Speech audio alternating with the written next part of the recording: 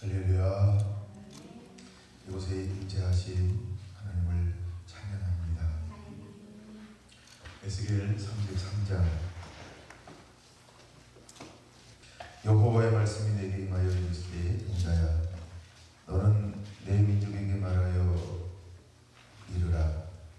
가령 내가 칼을 한 땅에 임하게 한다 하자 그 땅 백성의 자기들 가운데 하나를 택하여 파수꾼을 삼으면 그 사람이 그 땅에 칼이 임함을 보고 나팔을 불어 백성에게 경고하되 그들의 나팔 소리를 듣고도 정신 차리지 아니하므로 그 임하는 칼에 제거함을 당하면 그 피가 자기 머리로 돌아갈 것이라. 그가 경고를 받았던들 자기 생명을 보존하였을 것이나 나팔 소리를 듣고도 경고를 받지 아니하였으니 그 피가 자기에게로 돌아가리라. 그러나 칼이 임함을 파수꾼이 보고도 나팔을 불지 아니하여 백성에게 경고하지 아니하므로 그 중에 한 사람이 그 임하는 칼에 제거당하면 그는 자기 죄악으로 말미암아 제거되려니와 그 죄는 내가 파수꾼의 손에서 찾으리라. 인자야 내가 너를 이스라엘 족속의 파수꾼으로 삼음이 이와 같으니라. 그런즉 너는 내 입의 말을 듣고 나를 대신하여 그들에게 경고할지어다. 가령 내가 악인에게 이르기를 악인아 너는 반드시 죽으리라 하였다 하자 내가 그 악인에게 말로 경고하여 그의 길에서 떠나게 하지 아니하면 그 악인은 자기 죄악으로 말미암아 죽으려니와 내가 그의 피를 내 손에서 찾으리라. 그러나 너는 악인에게 경고하여 돌이켜 그의 길에서 떠나라고 하되 그가 돌이켜 그의 길에서 떠나지 아니하면 그는 자기 죄악으로 말미암아 죽으려니와 너는 내 생명을 보존하리라. 그런즉 인자야 너는 이스라엘 족속에게 이르기를 너희가 말하여 이르되 우리의 허물과 죄가 이미 우리에게 있어 우리로 그 가운데서 쇠퇴하게 하니 어찌 능히 살리요 하거니와 너는 그들에게 말하라. 주 여호와의 말씀이니라. 너희 삶을 두고 맹세하노니 너는 악인이 죽는 것을 기뻐하지 아니하고 악인이 그의 길에서 돌이켜 떠나 사는 것을 기뻐하노라. 이스라엘 족속아 돌이키고 돌이키라. 너는 악한 길에서 떠나라. 어찌 죽고자 하느냐 하셨다 하라. 인자야 너는 내 민족에게 이르기를 의인이 범죄하는 날에는 그 공의가 구원하지 못할 것이요 악인이 돌이켜 그 죄악에서 떠나는 날에는 그 악인이 그를 엎드러지지 못하게 할 것인즉 의인이 범죄하는 날에는 그 의로 말미암아 살지 못하리라. 가령 내가 의인에게 말하기를 너는 살리라 하였다 하자 그가 그 공의를 스스로 믿고 죄악을 행하면 그 모든 의로운 행위가 하나도 기억되지 아니하리니 그가 그 죄악으로 말미암아 곧 그 안에서 죽으리라. 가령 내가 악인에게 말하기를 너는 죽으리라 하였다 하자 그가 돌이켜 자기 죄에서 떠나서 정의와 공의로 행하여 저당물을 도로 주며 강탈한 물건을 돌려보내고 생명의 윤리를 지켜 행하여 죄악을 범하지 아니하면 그가 반드시 살고 죽지 아니할지라. 그가 본래 범한 모든 죄가 기억되지 아니하리니 그가 반드시 살리고 이는 정의와 공의를 행하였음이니라 하라. 그래도 내 민족은 말하기를 주의 길이 바르지 아니하도다 하는도다. 그러나 실상은 그들의 길이 바르지 아니하니라. 만일 의인이 돌이켜 그 공의에서 떠나 죄악을 범하면 그가 그 가운데서 죽을 것이고 만일 악인이 돌이켜 그 악에서 떠나 정의와 공의대로 행하면 그가 그로 말미암아 살리라. 그러나 너희가 이르기를 주의 길이 바르지 아니하도다 하는도다. 이스라엘 족속아 나는 너희가 각기 행한 대로 심판하리라 하시니라. 21절 22절은 같이 읽을까요? 우리가 사잡힌 지 열째 달 다섯째 날에 예루살렘에서 도망하여 간 본 자가 내게 나와 말하기를 그 섬이 함락되었다 하였으니 그 도망하는 자가 내게 나오기 전날 저녁에 여호와의 손이 내게 임하여 내 입을 여시더니 다음 아침 그 사람이 내게 나올 때에 내 입이 열리려 내가 다시는 잠잠하지 아니하였노라. 아멘. 네, 오늘은 21절, 22절을 좀 중심으로 해서 말씀을 나누려고 합니다. 네, 본을 삼을 자, 선지자 7번째 시간입니다. 네, 그 앞부분의 부분도 굉장히 중요한 부분인데 오늘은 21절, 22절을 한번 나누려고 합니다. 이스라엘 사람들이 포로로 끌려갔음에도 불구하고 그들이 가지고 있었던 사상이 하나 있었습니다. 그걸 우리가 많이 들었던 이야기는 이렇게 이야기할 수 있어요. 선민의식, 선민사상. 다르게 말하면 자기의, 나는 율법의 사람이야. 우리는 하나님이 택한 민족이고 택한 사람들이지. 우리는 제사장 나라야. 이것이 그들에게는 무엇이 되었냐 하면 자기 의가 되었다는 거야.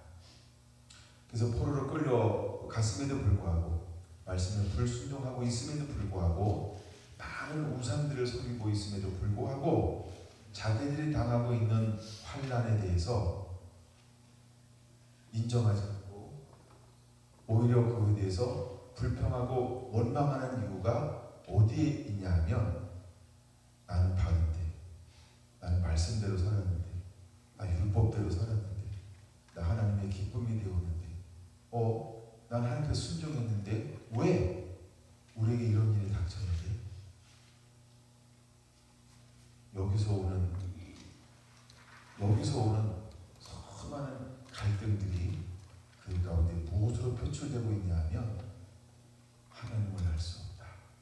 그래서 원망하고 불평하고 끊임없이 자기 함정에 빠져 있었다는 거야.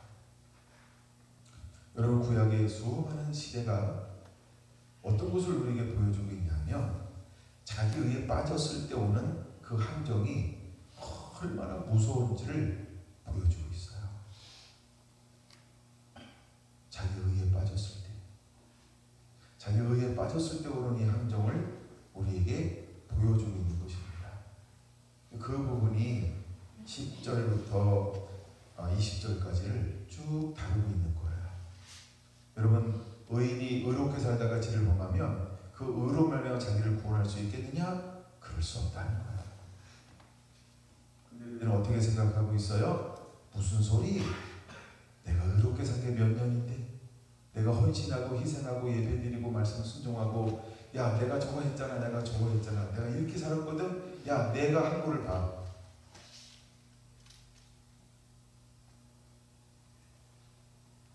근데 그거 다 해놓고 지금 죄를 범하면 어떻게 되겠다고요? 너는 반드시 죽으려니와.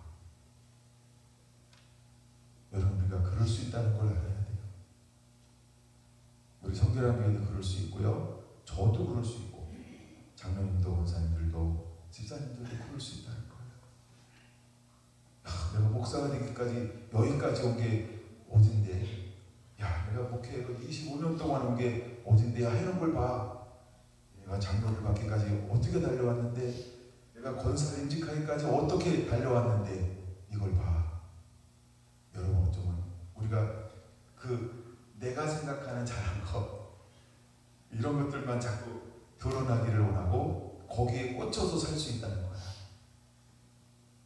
무엇을 잃어버리고 내가 지금 하나님의 말씀대로 살고 있는가?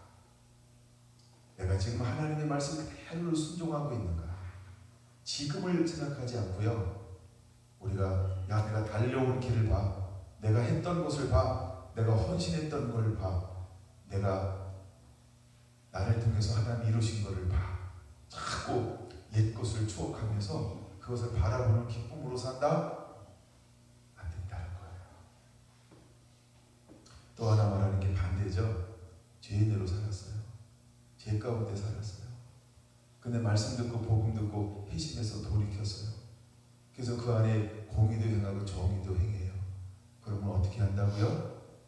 그 예수님 바깥에 있을 때 어떤 죄악을 저질렀던, 어떤 나쁜 사람이었건, 아주 상정할 수 없는 그런 인간이었던 하나님은 그걸 어떻게 한다? 묻지 않는다는 거예요. 이게 자백이라는 거예요. 이게 회개라고 하는 거예요. 이제 복음을 받아들여, 예수님을 받아들여서 말씀을 그대로 순종하며 공의와 정의의 길을 걸어가면 그는 살려니와. 예수님 시대 때 대표적인 게 마태복음 23장일 수 있어요. 외식하는 자들아라고 하면서 끊임없이 그것을 기록하고 있잖아요. 그 시대의 바리새인과 사두개인들을 향하여서. 여러분들이 가끔 마태복음 23장을 볼 이유가 있어요. 혹시 나는 그렇지 않을까? 자기를 점검할 때, 자기를 뒤돌아볼 때, 오늘날도 똑같다는 거예요. 여러분, 우리 자신을 그런 식으로 뒤돌아볼 이유가 있다는 것입니다. 과연 나는 여전히 공의와 진리를 행하고 있는가? 내가 마음으로, 내가 머리로 믿는 것도 아니고 마음으로 믿는 것도 아니고요. 내가 실제 삶이 의를 행하고 공의를 향하고 있는가? 그걸 보라는 거예요. 그게 열매지. 내가 재작년에요, 엄청나게 열매 맺었어요. 교회 앞에 있는 대추나무. 올해는 어땠을까요? 재작년보다 올해는요, 조금 맺히더라고, 제가. 근데 저 대추나무가 그런 거예요. 목사님, 올해 내가 좀 쉬었다 가는 해예요. 내가 재작년에 얼마나 많이 맺힌 거 보셨죠? 그래서 올해는 좀 쉬려고요. 교회 앞에 있는 대추나무가 우리에게 그렇게 계속해서 말한다고 한다면 아마 우리 막 좀 기분이 안 좋을 거야. 그래가지고 결국 그 나무 어떻게 할까요? 운명의 갈림길에 놓일지도 몰라요. 아무리 오래돼서도요. 운명의 갈림길이 달라질지 몰라요. 맨날 무슨 얘기만 하고요. 있잖아요. 내가 5년 전에 맺힌 거 보셨죠? 그 노란 그 망태기로 크게 2개 땄잖아요. 그런 거 있지. 근데 올해는 어떻게 했어요? 한 방울도 안 나왔어요. 그럼 그 얼마나 오래 놔둬야 될까요? 그래서 여러분, 우리가 과거에 젖어서 사는 것은 안 된다는 거예요. 지금이라는 거, 지금 올해 내가 어떤 열매를 맺고 어떻게 말씀에 순종하며 살고 있는가, 나를 점검하는 거예요. 올해 내가 지금 어떻게 살고 있는가. 이 부분을 다루고 있는 것이 10절에서 20절이에요. 이것이 너무 아주 중요하긴 중요해요. 오늘은 그 다음 걸 다룰 건데요. 이제 그래서 근데 여기 1절 보면 이때 혹시 그 자료에 면역경이라고 있는 성경이 있나요? 면역경이라고 적어 있나요? 언제라고 적혀 있어요? 586년 하면 뭐 하는 해인지 기억나시나요? 예루살렘이 멸망할 때. 그러니까 예루살렘 성전이 무너지는 거예요. 유다가 멸망하는 해. 유다가 멸망하는 해라는 거예요. 자, 그러면 이제 그발강가에 머물렀을 때, 그리고 포로를 끌려간 지 5년 되고 예루살렘이 멸망하기 7년 전에 하나님이 누굴 만났어요? 에스겔을 만나서 불렀어요. 그리고 그에게 어떤 사명을 주었어요? 말씀을 두루마기를 먹어라. 그럼 너는 듣든지 안 듣든지 선포하는 자가 되라. 이 이스라엘로 하여금 선지자가 있음을 알게 하려 함이니라. 그렇게 해서 하나님이 동일한 말씀으로 선포해줬고 그를 세웠다는 말이에요. 그런데 또다시 하나님의 말씀이 동일하게 임하고 있는데 언제 임합니까? 예루살렘이 멸망이 되고 그 소식이 들려올 때에 또다시 하나님의 영이 에스겔에게 임해서 33장을 또 이렇게 기록하고 있다는 거예요. 그래서 우리가 33장을 읽을 때는 무엇을 기억해야 되냐 하면 7년 전에 만났던 그 여호와 하나님이 또다시 예루살렘이 멸망할 때에 그에게 전해 주었던 그 사명, 부르심을 다시 이렇게 기억나게 하기 위해서 반복하고 있다는 거예요. 이런 차원을 새롭게 기억해야 합니다. 그럴 때 이제 한 말씀을 받았어요. 두루마기를 먹었어요. 그러면 에스겔 마음대로 이렇게 하고 싶은 대로 하나님의 말씀을 전할 수 있었을까요? 선포할 수 있었을까요? 왜요? 왜 거기 아니라고 흔들었어요? 왜 안 됐을까요? 지금도 흔든 분이 있는데 왜 마음대로 못했을까요? 뭐 어렵게 할 생각은 없습니다. 예, 그러려고 한 건 아니고요. 네. 근데 마음대로 하지 못했단 말이에요. 여러분 다시 한번 보세요. 22절 보세요. 자, 중간에 볼 거예요. 처음부터 볼게요. 그 도망한 자가 내게 나오기 전날 저녁에 여호와의 손이 내게 임하여 내 입을 여시고 그렇게 말했어요. 그럼 전에는 여신다 이 말은 그 전에는 에스겔이 어떤 상태에 있었다는 게 입이 닫혔다 이런 개념이죠. 닫혔다라는 개념이 있는 거예요. 그래서 다시 무너졌다는 소식을 듣고 여호와께 내게 오셔서 손을 내 입에 대시는 동시에 내 입이 어떻게 했어요? 열렸어요. 그렇죠? 그래서 다음 아침 그 사람이 내게 나올 때 내 입이 열리기로 내가 다시는 잠잠하지 아니하였노라. 하나님이 입을 어떻게 했어요? 열어주셨어요. 열어주셨다는 말이에요. 그러면 에스겔은 어떤 상태에서 계속해서 이 하나님의 말씀을 전하도록 그를 부르시고 있을까요?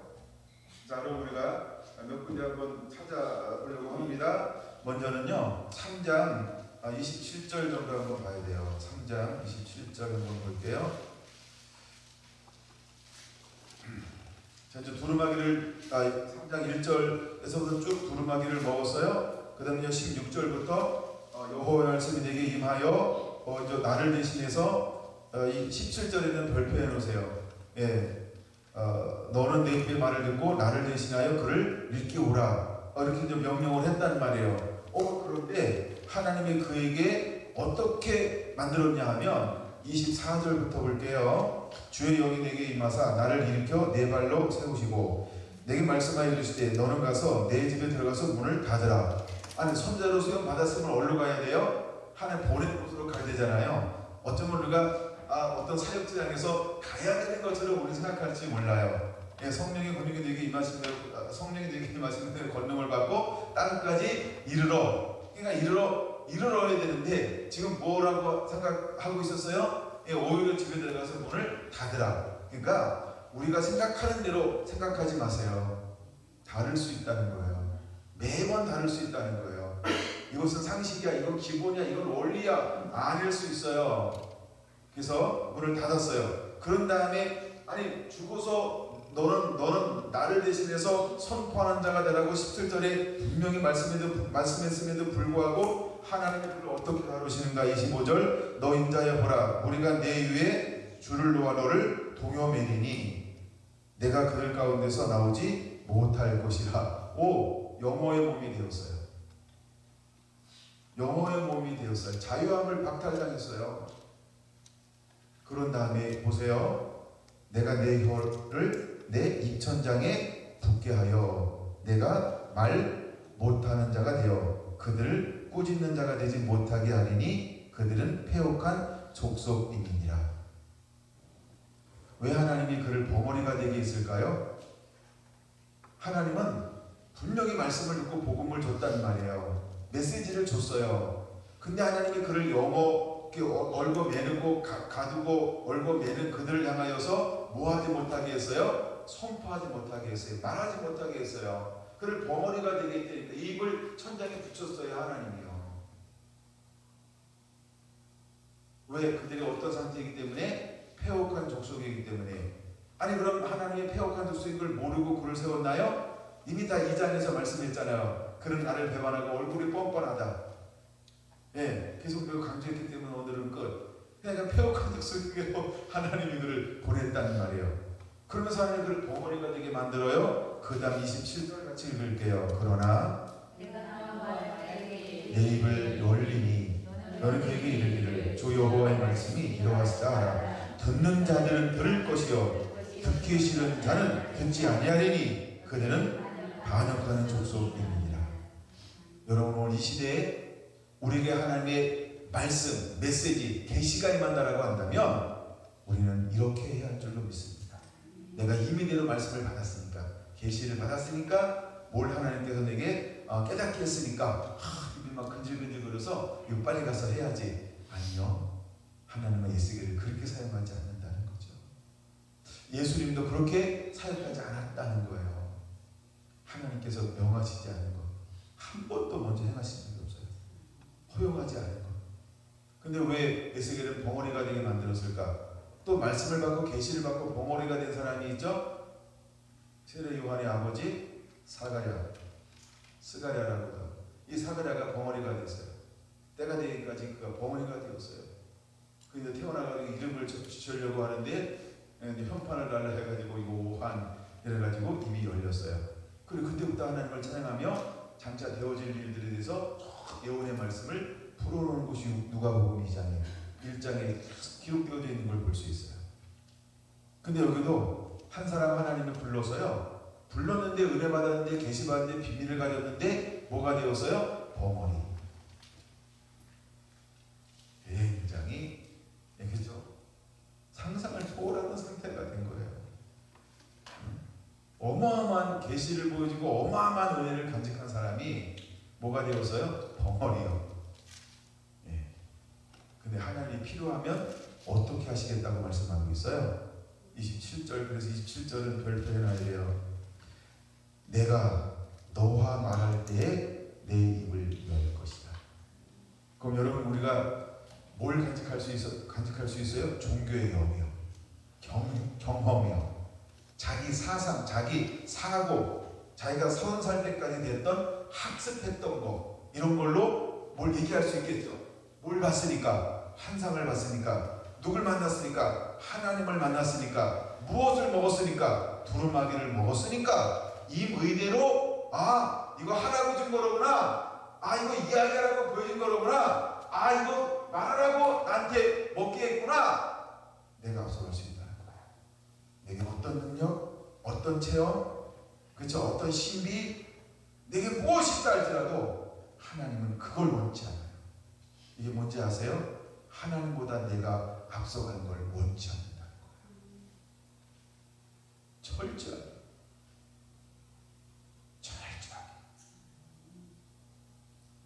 내가 너와 함께 말할 때 그때 내 입을 열리라.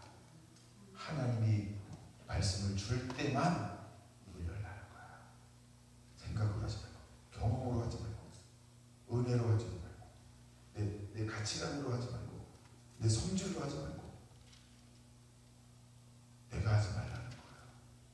여러분, 그 정도 초자연적인 것을 경험했어요. 예? 그 정도 초자연적인 은혜에 붙들려서 은혜를 받았어요.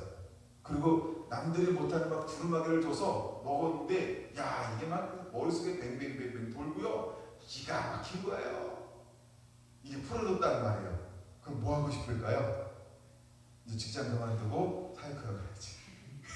권사님, 이럴 줄 몰라요, 우리가. 이럴 줄 몰라. 그리고 지금 임재가 있어요, 없어요? 그대로 있어. 그대로 있어요, 임재가. 매일매일 임재 가운데 있고, 영광 가운데 있고, 와우! 그대로 이걸 가지고 있는 거예요. 내 안에 말씀도 가득 채워져 있어. 막 조금만 누르면 터질 것만 같아. 이걸 막 나누어주지 않으면 못 견딜 정도로 막 가득 차 있어. 근데 하나님이 그를 뭘로 만들었다고요? 벙어리로요. 저는 이 부분을 읽으면서 많은 생각을 한번 해봤어요. 그리고 또다시 이제 7년이 지난 이후에 또다시 오셔서 그분이 뭐라고 말하는 거예요? 예, 내 입을 열 것이다. 내 입을 연다는 거예요. 내 입을 연다는 거예요. 여러분, 우리가 하나님이 원할 때 순종하는 자가 되기 원합니다. 하나님이 저 개인적으로 오셔서 이런 감동을 주었다고 말씀했잖아요. 네가 하려고 하지 말아라. 네가 하려고 하지 말아라. 네 경험이나 생각이나 학습된 거, 네 방법으로, 너 스타일로. 내가 너 스타일 알아. 그 내가 좋아해. 그 내가 기뻐하지. 그래도 안 돼. 이런 거예요.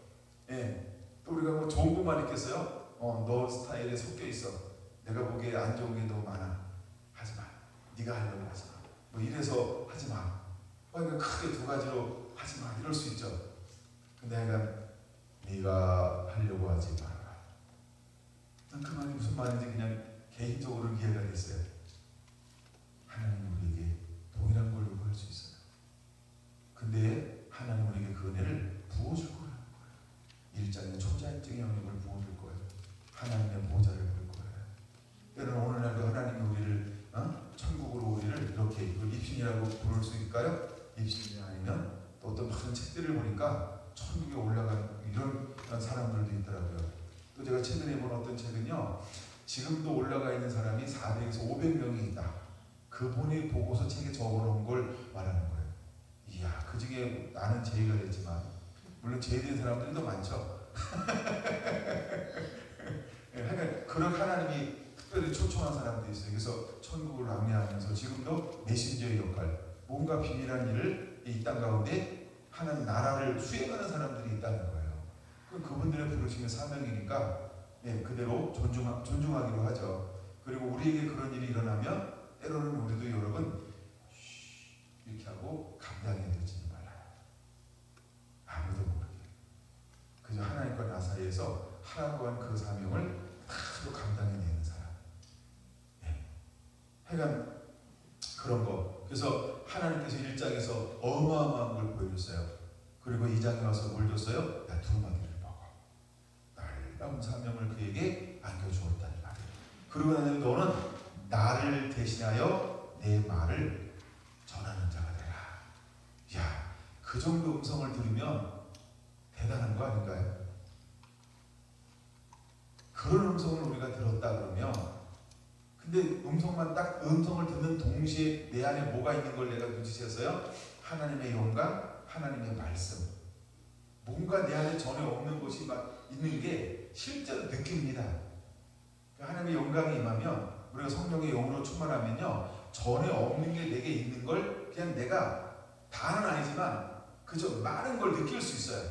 실제로 느낄 수 있습니다. 다릅니다. 그런데 하나님이 그를 뭘로 만들었어요? 덩어리로. 그래서 여러분 우리가 그런 부분들을 깨달아야 합니다.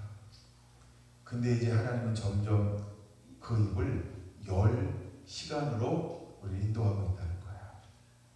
하나님 여러분들 그렇게 만들게 될 줄로 믿습니다. 근데 그들을 보낼 때 하나님이 어떻게 보낼 것이냐? 3장 27절이 이렇게 말해요. 너희가 말할 때에 내가 너와 말할 때에 내 입을 열리니. 그게 중요해요. 너는 그들에게 이르기를 주의 말씀이 이러하시다 하라. 들을 자는 들을 것이요 듣기 싫은 자는 듣지 아니하리니. 우리가 깨달아야 될 것이 있어요. 하나님이 우리를 보내도 다 듣지 않는다. 가끔 우리가 이제 공격을 당할 때 이런 공격을 당해요. 하나님 주신 은혜면 왜 안 됩니까? 이런 공격을 당해요. 안 되는 게 정답이고요, 되는 게 정답이에요. 다 되는 거 아닙니다. 참 이렇게 얘기해도 될까요? 예수님은 다 됐을까? 이런 거. 그럼 사도들은 다 됐을까요? 사도 바울은 다 됐을까요? 복음 전거할 때? 안 된 거 아시죠? 예수님도 엄청난 안 듣는 사람들에서 핍박을 당했어요. 얼마나 해코지를 당하는지 몰라요. 제자들도요, 듣는 사람이 있고 듣지 않은 사람이 있어요. 듣지 않은 사람들은 늘 반대편에 서서 예수님을 큰 죽일고 어떻게 장인물을 놓아서 그걸 힘들고 어렵게 할까. 그 다음에 사도 바울이 갈 때도 어떤 사람들이 있었어요? 믿고 죽게로 돌아오는 사람, 또 한 사람들은 극심하게 핍박하는 사람. 늘 갈라진다는 거예요. 오늘 이 시대에 어떨까요? 똑같습니다. 그럼 이제 왜 하나님이 우리를 연단을 먼저 시키는지를 깨달아야 돼요. 그래서 먼저 하나님 우리를 그 길을 걸어가기 위해서 연단된 믿음을 가지고 나아가기를 원하는 거예요. 그래서 우리 연단을 시키는 거예요. 흔들리지 아니하도록, 평강을 잃어버리지 아니하도록, 수많은 장애물과 고난들을 돌파할 수 있도록, 무엇을 가지고? 아버지의 마음, 아버지의 사랑, 아버지의 주신 은혜로 돌파할 수 있도록. 그래서 내가 이기는 게 아니라 그분이 주시는 능력과 힘으로 이길 수 있게 하실 거예요. 그래서 우리가 주여 하고 주님을 바라보면 언제든지 하나님의 손은 나와 함께 할 것이다. 할렐루야. 하나님의 손이 함께 해도 뭐 할 수 있다? 40일 배고플 수 있고 40일 동안 궁식할 수도 있고요. 40일 하나 감한 매를 맞을 수 있고요. 폭풍을 만날 수도 있고요. 병에 걸릴 수도 있고요. 하나님이 함께하고 한 손이 함께하고, 이것이 사도 바울이 걸어갔던 길이에요. 이게 복음의 사람들이 걸어갔던 길이에요. 이게 이제 우리가 종교사에 오면 수많은 순교자들이 있어요. 순교자들이 걸어갔던 길이 이 길을 걸어갔어요. 그러면 제가 부흥의 주역들, 부흥의 세계적인 부흥 이런 책들을 보면 수많은 부흥의 주역들이 걸어간 길이 어떤 길이냐면 그런 길을 걸어갔어요. 영광만 있는 게 아니에요. 그러니까 우리가 생각하는 평안함, 안락이라고만 있는 게 아니라는 거예요. 우리가 믿음 밖에 있는 사람들은 뭘 원해요? 그냥 삶의 무음함, 그런 걸 원하잖아요. 그냥 노가 없는 거, 희가 있고 애가 있고 락은 있는데 노가 없는 거, 이게 세상 사람들이에요. 근데 믿음의 사람들은 뭐냐면 희노 애락이 다 하나님을 허용한다는 거예요. 할렐루야. 그럴 때 하나님의 사람들은 우리 안에 어떤 것이 무엇으로 그걸 받아들인다 그랬어요? 평강으로요. 그 나갈 때 뭘로 나간다? 사랑으로 나가게 되어져 있어요. 이것이 에스겔이 걸어갔던 길이라고 하는 것입니다. 오늘 이 시대를 살아가는 우리 성결한 성도들 한 분 한 분들 가운데 이 은혜가 임하게 되기를 원합니다. 정말 모든 선지자들에게 부었던 이 은혜, 오늘 우리에게도 주여 부어주시옵소서. 그래서 한 분 한 분들 다시 오실 주의 길을 열어가는 한 사람들로 사용하여 주시옵소서. 새롭게 하심을 찬양합니다. 할렐루야. 24장 25절 한번 보겠습니다. 24장 25절 24장 25절. 자, 이제 드디어 에스겔의 아내가 죽었어요. 아내를 잃어버리는 건 굉장한 슬픔일 겁니다. 제가 경험적이지 않은 일을 말하고 있기 때문에. 그러고 나서 24절 뭐라고 말합니까? 25절 인자야, 내가 그 힘과 그 줄보하는 영광과 그 눈이 기뻐하는 것과 그 마음이 간절하게 생각하는 자녀를 데려가는 날, 곧 그날에 도피한 자가 내게 나와서 내 귀에 그 일을 들려주지 아니하겠느냐? 근데 이게 이미 예루살렘이 멸망이 될 거라고 하는 예언적인 말씀을 먼저 해주고 있는 거예요. 그래서 24절에 뭐예요? 네가 즐거워하는 영광, 그 첫째 네 힘과 주관의 영광, 눈에 기뻐하는 것, 마음에 간절하게 생각하는 것, 그 다음에 자녀를 데려가는 날. 이게 이제 아버지 된 마음이고 또 남편 된 마음이고 그 다음에 하나님의 자녀 된 마음이고 예루살렘을 생각하는 마음이고 또 예루살렘 성교를 생각하는 마음이고, 이런 게 25절에 이렇게 섞여져 있는 거예요. 그 마음을 표현하고 있는 것입니다. 그때에 그날에 도피한 자가 내게 나와. 아까 이제 도피해서 거기 손 하나 껴놓고 33장 21절 보니까 우리가 사잡힌 지 12해 열째 달 다섯째 날에 예루살렘에서 도망하여 온 자가 내게 나와서 말하기를 그 성이 함락되었다 하였는데 그 도망한 자가 내게 나오기 전날 저녁에 말하는 거예요. 그러니까 그 예언 24장의 예언이 33장에서 성취가 되고 있는 거죠. 작게는 그때 자 이제 27절을 보기 위해서 여기까지 온 거예요. 여기는 이제 27절 그날에 뭐예요? 도피한 자가 내게 나와서 소식을 알려줄 때 그날에 내 입이 열려서 도피한 자에게 말하고 다시는 잠잠하지 아니하리라. 할렐루야. 먼저 이제 하나님의 말씀을 받았어요. 그러고 난 다음에 또 말씀을 선포했어요. 그 다음에 하나님께서 그를 또다시 이제 잠잠하게 했어요. 그다음에 예루살렘 성이 무너졌어요. 그때 하나님께 또 뭐가 임했어요? 이제 입을 열어서 다시는 잠잠하지 아니하게 할 것이다 라고 말하고 있다는 거예요. 이때부터는 계속해서 무엇에 대한 선포를 하게 할까요?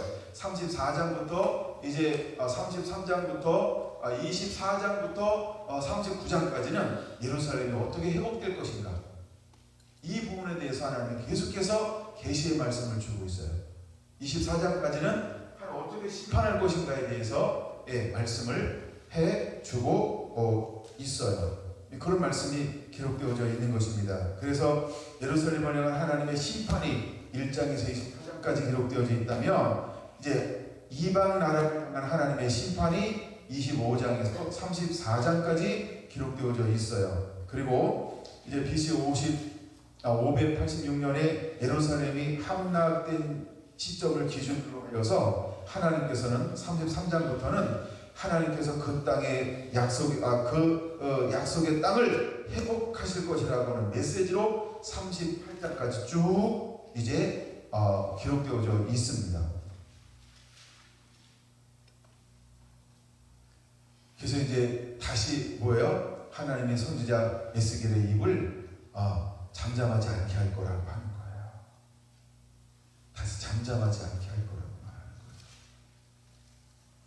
그러면서 하나님이 이제 돌아오죠. 33장 2절이요. 아까 24장 27절하고 같은 거예요. 여러분 성경 옆에다가 적어놓으면 좀 도움이 많이 될 겁니다. 또 한 군데 있다라고 한다면 29장 21절이요. 그것도 한번 찾아보죠.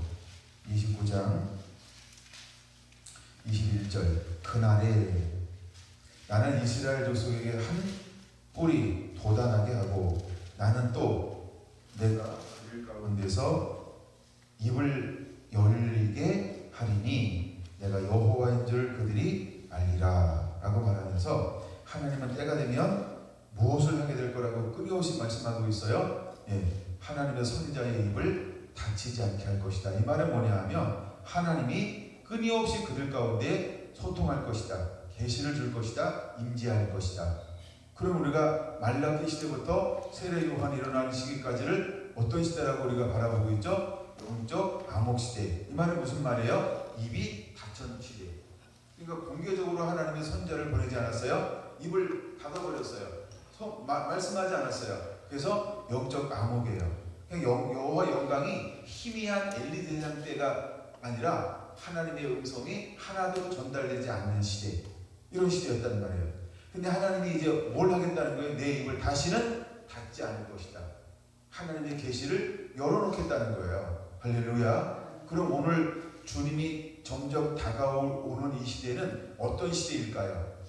열린 계시의 시대라고 하는 거예요. 하나님이 다시는 그 입을 닫지 아니할 것이다.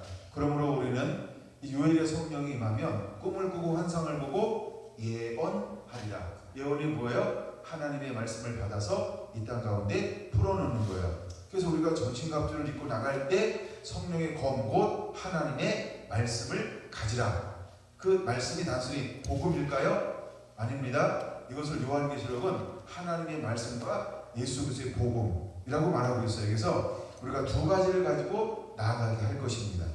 그러므로 여러분들은 이제는 이 계시적인 은혜가 열려야 할 줄로 믿습니다.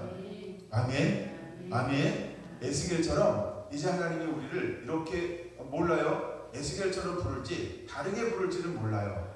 그러나 우리가 요한계시록 10장에 말하고 있는 것처럼 어느 시점이 딱 되면 하나님은 우리에게 뭘 하라고 말씀할 것이냐면 두루마기를 갖다 먹으라고 말할 거라는 거예요.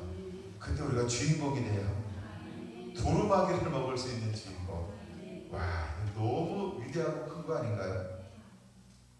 우리 성결한 성도들에게 그 은혜가 있게 되길 원합니다. 저희가 그 은혜에 붙들려서 쓰임받는다고 되길 원합니다. 네? 그래서 다시 오실 주의 길을 예비하면서 일어나서 다시 예언할 수 있다고 한다면, 여러분 요한계시록 10장 마지막 절에 말하고 있지 않아요? 다시 예언하여야 하리라 라고 말씀하고 있는 것처럼 그 말씀은 아직 이루어지지 않은 거예요. 앞으로 이루어질 말씀이에요. 할렐루야. 그러므로 우리가 다니엘, 에스겔처럼 이렇게 붙들려서 일어나는 자가 되어야 할 줄로 믿습니다. 아멘. 아멘. 다니엘서 10장을 한번 보겠습니다. 다니엘서 10장. 다니엘서 다니엘서 10장.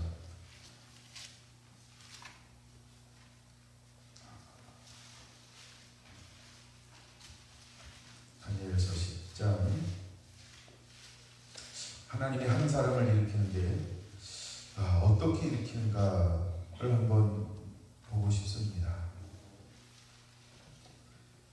16절 한번 먼저 같이 읽을게요. 16절에 별표 한번 해놓고요. 인자와 같은 이가 있어 내 입을 진지라. 그러니까 곧 입을 열어 내 앞에 서 있는 자에게 말하여 이르되 내 주여 이 환상으로 말미암아 근심이 내게 더함으로 내가 힘이 없어졌나이다. 그 뭐라고 말하고 있어요? 인자와 같은 이가 있어 내 입술을 만지신지라. 그럼 내 입을 누가 만진 거예요? 인자와 같은 이. 인자와 같은 이가 누굴까요? 예수님이 내 입을 타치했어요. 그럼 선자를 세울 때 에레미야도 이사야도 그다음에 에스겔도 다니엘도 공통점이 있어요. 뭐예요? 하나님의 입맞춤을 당한 자. 하나님의 손이 그 입에 닿아졌어요. 내 말을 내 입에 두노라. 사무엘처럼. 다 하나님이 손을 대시면서 입술에 손을 대니까 그에게 무엇이 임할까요? 하나님의 말씀. 여러분, 우리가 이 시대에 오늘 무엇을 사모해야 할까? 오늘 우리가 붙잡고 기도할 제목이 바로 이것입니다. 주여 내게 말씀을 입맞춰 주시옵소서. 내 입을 열어 하나님의 복음을 전하는 자가 되게 하여 주옵소서. 내게 지혜와 계시의 영을 부으사 하나님 그 복음을 전하는 자가 되게 하여 주옵소서. 사도 바울이 갈라디아서 1장 11절 12절에 말하고 있는 것처럼 내가 사람에게 듣고 가르침 받은 게 아니고 하나님의 계시로 받아서 그가 사역을 감당하는 것처럼 여러분, 우리는 이제 이 시대에 하나님이 계시가 우리 가운데 임해야 할 줄로 믿습니다. 할렐루야. 다니엘서를 보고 있으니까 다니엘서 9장 20절을 보겠습니다. 내가 이같이 말하여 기도하며 내 죄와 내 백성 이스라엘의 죄를 자복하고 내 하나님의 거룩한 산들을 위하여 내 하나님 여호와 앞에서 간구할 때에 곧 내가 기도할 때에 이전 항상 중에 본 사람 가브리엘이 빨리 날아서 저녁 제사를 즈음에 내게 이르렀더니 내게 가르치며 내게 말하여 이르되 다니엘아 내가 이제 내게 지혜와 총명을 주려고 왔느니라. 곧 내가 기도를 시작할 즈음에 명령이 내렸으므로 이제 내게 알리러 왔느니라. 너는 크게 은총을 입은 자라. 그런즉 너는 이 일을 생각하고 그 환상을 깨달을지니라. 아멘. 네, 거기까지만 읽을게요. 다니엘에게 하나님이 기도하기 시작할 때 놀라운 것을 깨닫게 하려고 친히 무엇을 보내주고 있어요? 가브리엘 천사를 보내서 무엇을 주고 가나요? 지혜와 총명을 주고 갔어요. 그래서 장차 되어질 이 일이 뭐예요? 계시요. 근데 그것을 지혜와 총명을 왜 줬어요? 그것을 깨닫게 하려고요. 그러면 보세요. 하나님이 우리에게 에스겔처럼 무엇인가 하나님이 주실 때 이거를 하나님이 우리에게 오늘날은 어떻게 할까요? 다니엘에게도 지혜와 총명을 주었다고 한다면 우리에게도 감당해낼 수 있는 깨달을 수 있을 만큼의 지혜와 총명을 또 부어주게 될 것이다. 믿습니까? 이건 무조건 믿어야 합니다. 그리고 이 믿음을 갖고 청구해야 합니다. 주님, 나는 알 수가 없어요. 그러므로 내게 지혜와 계시력을 부으사 이 하나님이 주신 것을 깨닫는 은혜도 더불어 주시옵소서. 솔로몬이 하나님 앞에 야 내가 너에게 무엇을 꼭 너 구해봐 라고 할 때 뭘 구하는가요? 주님, 이 수많은 백성들의 송사를 듣고요 깨닫는 마음을 주세요. 깨닫는 길을 주세요. 깨달을 수 있는 들을 수 있는 길을 달라고 하는 거예요.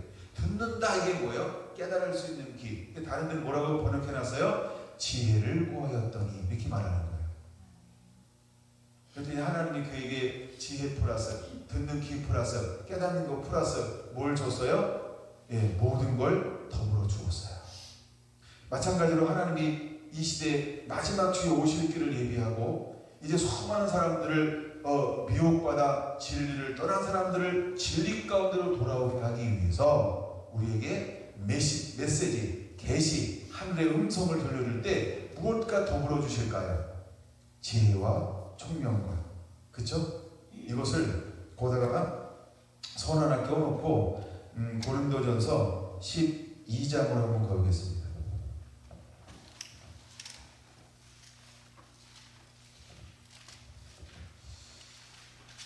그래서 성령이 임하면 우리에게 은사가 나타나는데 어떤 은사가 나타나는 거냐 하면, 자, 고린도전서 12장 8절부터 볼게요.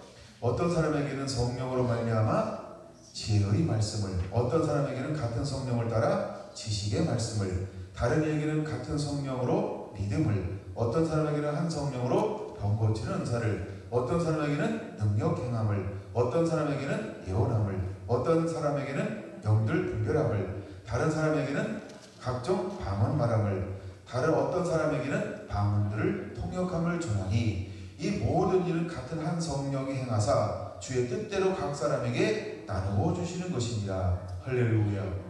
자, 7절 다시 볼 거예요. 각 사람에게 성령을 나타내심은 유익하게 하려 함이니라 라고 말하면서 9가지 은사들을 말씀하고 있어요.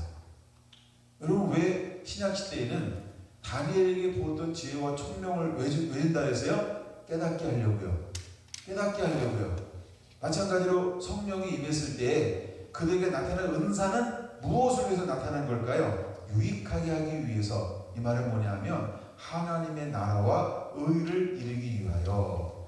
그러니까 하나님의 뜻이 하늘에서 이루어진 것처럼 이 땅에서도 이루어지다, 하나님의 뜻이 하늘로 이루어진 것처럼 이 땅에서 이루게 하기 위하여 오신 분이 누구예요? 성령님.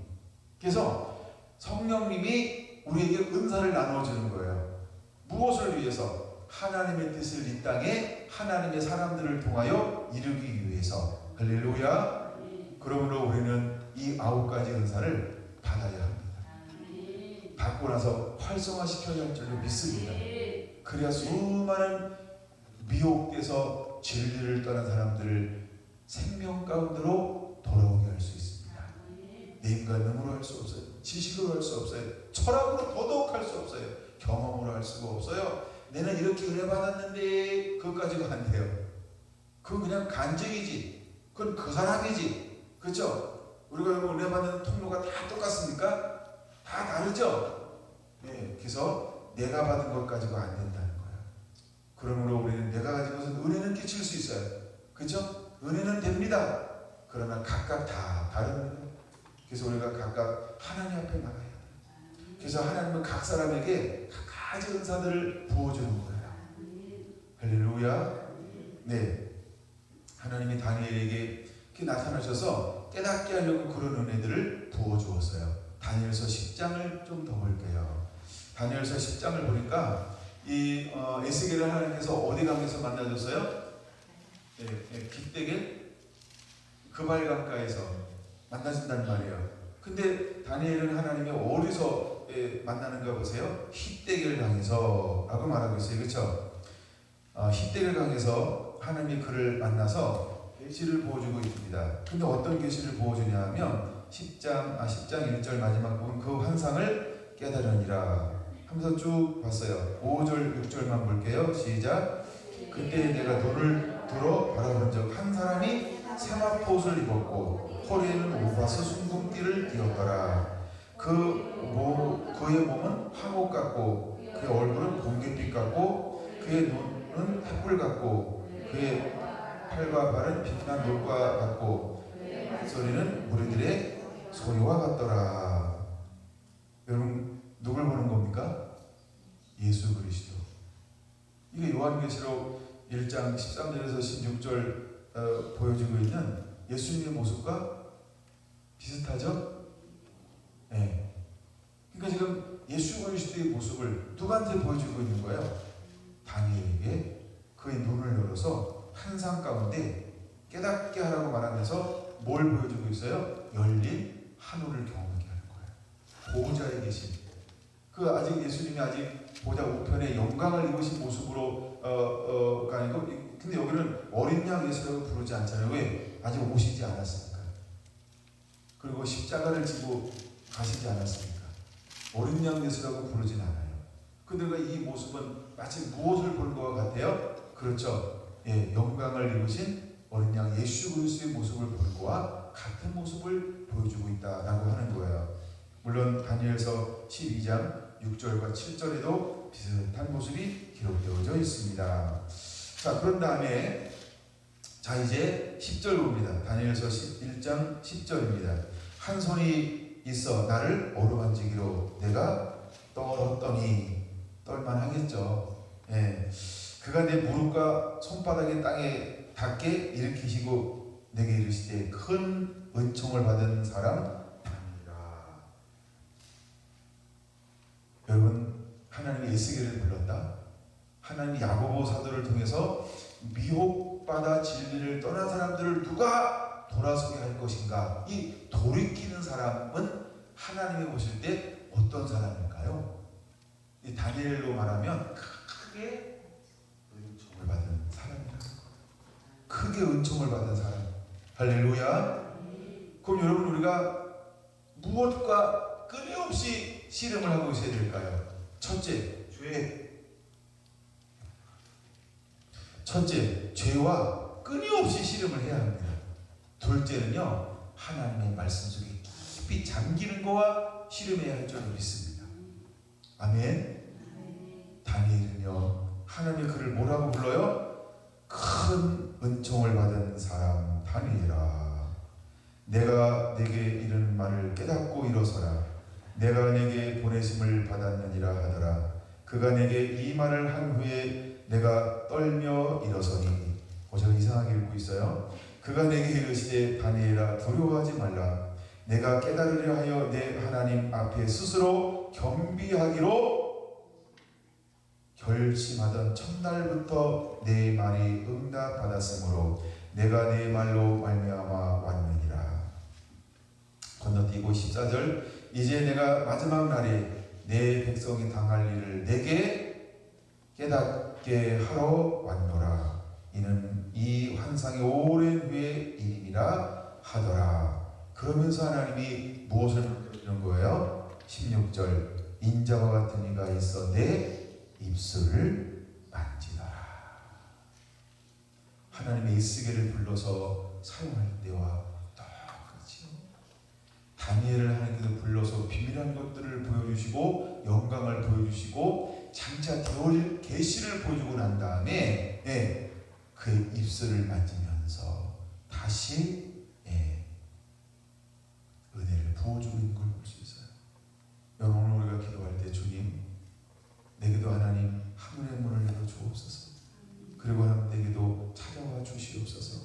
그리고 다시 오실 그 주의 하나님 그 은혜들을 깨달을 수 있도록 지혜와 총명을 더하여 주옵소서. 성령의 9가지 은사들을 주연에게도 부어 주시옵소서. 그리고 장차 되어질 그 일들을 하나님의 때가 되면 능히 말하는 자로 사용하여 주시옵소서. 여러분들의 이 기도가 오늘 함께 드려지는 기도가 되기를 원합니다. 할렐루야. 이제 신약으로 좀 넘어가서 몇 군데 더 찾아볼게요. 사도행전 8장 35절입니다. 사도행전 8장 35절.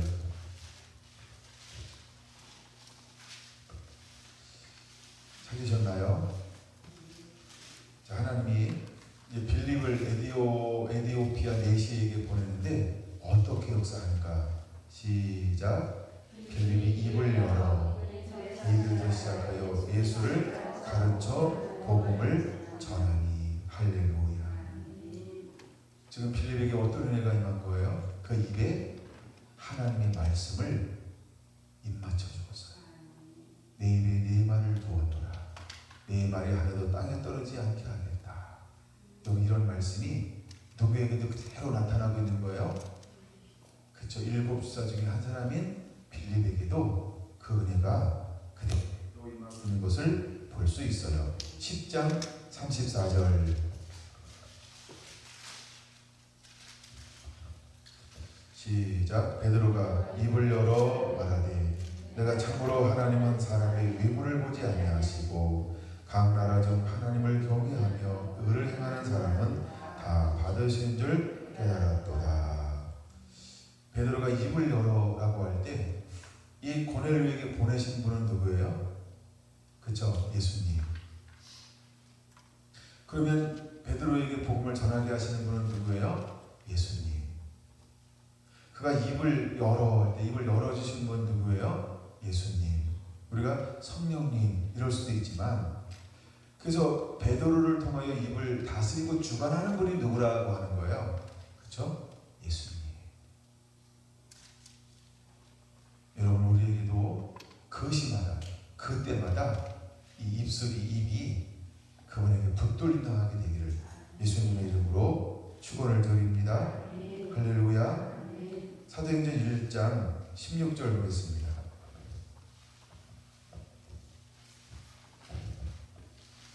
사도행전 1장 16절 같이 읽습니다. 시작. 형제들아, 성령이 다윗의 입을 통하여 예수 잡은 자들의 길잡이가 된 유다를 가리키며 미리 말씀하신 성경에 응하였으니 마땅하도다. 할렐루야.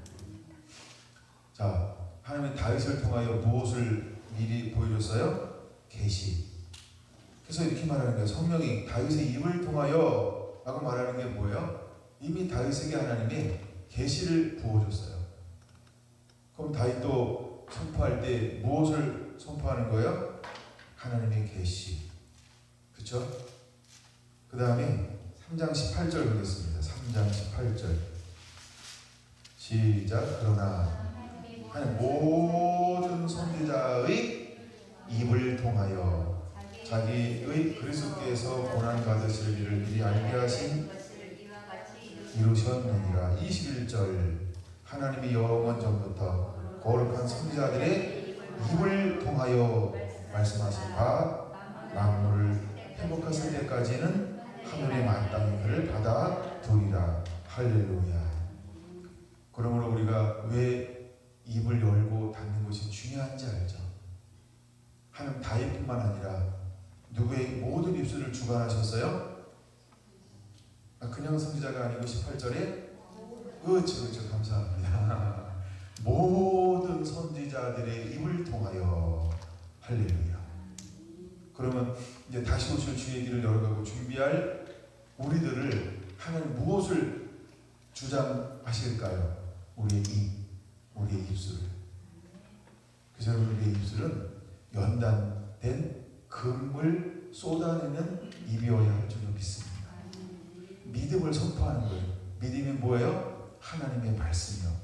그래서 우리의 입은요, 하나님의 말씀을 선포할 수 있는 금과 같은, 연단된 금과 같은 입술이어야 할 줄로 믿습니다. 할렐루야. 최근에 오늘 기도를 받다가 하나님의 환상을 보았어요. 환상 이야기 하나 해드릴까요? 예, 최근에 있었던 일인데, 기도하는데 얘기했나? 예, 하얀 망토가 덮여져 있는 거예요. 그리고 얼굴을 보는데 얼굴은 투명한 얼굴이에요. 근데 눈이 보이는데 눈이 다이아몬드로 되어져 있어요. 입을 보여주는 거예요. 입은요, 정금으로 보여주시는 거예요. 정금. 그 다음에 이건 뭐죠? 얼굴이라고 그러나 이걸? 얼굴. 그래, 얼굴. 얼굴은요, 은으로 되어져 있는 거예요. 얼굴이. 참 희한한 조합이죠? 묵상해 보시기 바랍니다. 굉장히 성경적이에요. 그것만 공유할게요. 예, 방송 다 나가기 때문에 나머지는 우리끼리. 아니, 그걸 딱 보여주는 거예요. 걔네가 묵상하는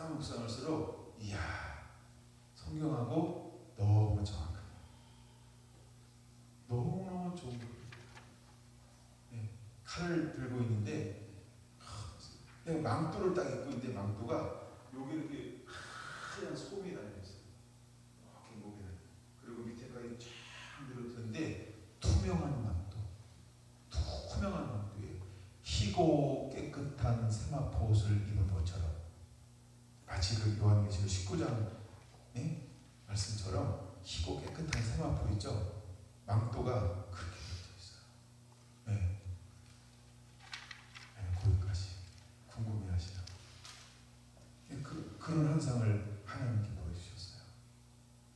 그 다음에 더 기가 막힌 건지 머리 위쪽에 보여지는 게 더 기가 막힌 건데 그걸 궁금해하셔야 돼요. 네. 그러니까 지금 얘기하려고 하는 게 그 제가 이 입을 강조하고 있는 거, 입을 뭘로 강조했어요? 예, 이 믿음으로. 믿음이 뭐라고요? 하나님의 말씀으로요. 그럼 우리가 어떤 말씀을 소유하고 있어야 돼요? 예, 연단된, 그렇죠? 예, 혼잡되지 않은, 섞이지 않은 그런 하나님의 말씀의 사람. 그래서 하나님이 끊임없이 지금 하나님의 에스겔을 불렀는데 무엇을 만지고 있어요? 입을 만지고 있어요. 입을 만지면서 어떻게 만지시는 거예요? 하나님께서. 그렇죠? 정금으로, 오직 믿음으로. 그래서 모든 선지자들은 하나님이 뭘 다스렸어요? 입술이요. 입을. 그래서 하나님 선지자를 부를 때 공통점이 뭐냐 하면 입을 이사야는 정결케 하시고, 그렇죠? 입에 손을 대시며 내 말이 하늘 땅에 떨어지지 아니할 것이다. 그 다음에 하나님의 입을 여시며, 다니엘, 그 다음에 에스겔 입을 여시며, 천국 입을 여시며, 그 다음에 세례 요한도 주인들이 그에게 무엇이 임해요? 여호와의 말씀이 그에게 임하여. 그 말씀이 임할 때 어디로 임했을까요? 손바닥에 임했을까요? 아니죠. 입에 임하는 거예요. 그럼 오늘날 이 시대에 하나님은 어떤 사람들을 또 일으키기를 원할까요? 그렇죠. 하나님의 말씀을 가지고 나가는 사람.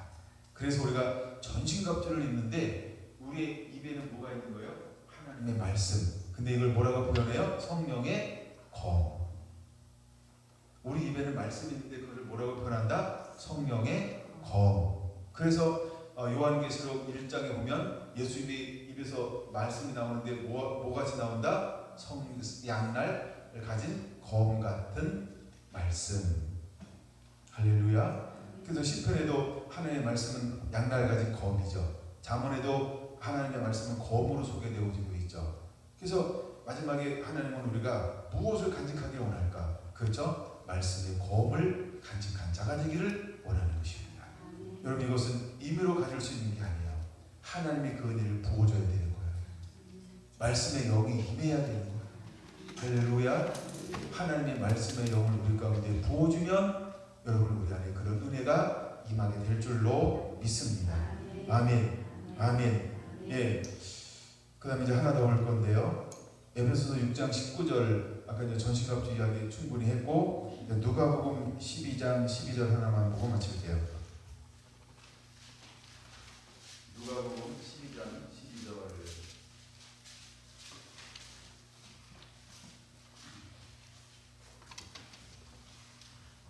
누가복음 12장 12절 시작. 마땅히 할 말을 성령이 곧 그때 너희에게 가르치시리라 하니라. 아멘. 네. 우리가 무슨 말을 해야 될지 미리 염려할 필요가 없어요. 11절. 왜? 마땅히 할 말을 누가 주실 거라고요? 성령이. 이걸 믿으시기 바랍니다. 이걸 믿으시기 바랍니다. 마땅히 할 말을 성령님이 우리에게 부어주시게 될 것입니다. 하나님은 이제 예루살렘이 멸망을 받고 있어요. 그때 한 사람이 도망쳐 옴에 대해서 24장에 예언하고 33장의 그 예언이 이 성취가 되면서 하나님 누구의 입을 열고 있어요? 선지자의 입을 여시는 거예요. 그러면서 33장 22절에 뭐라고 말하고 있습니까? 예, 내 입이 열리기로 내가 다시는 잠잠하지 아니하였습니다. 하나님이 우리 이렇게 세우실 거예요. 여러분, 이 시대에 다시 하나님의 말씀을 간직하고 하나님께서 한 번 우리를 그분의 메신저로, 또한 복음 전하는 자로, 또 수많은 사람들을 옳은 걸로 돌아오는 전도자로 하나님이 우리를 때로는 교사나 목사나 또 선지자나 또 사도로 세워서 우리가 이렇게 세웠을 때 여러분 우리가 수많은 사람들을 옳은 곳으로 돌아오게 하는 자가 되어야 합니다.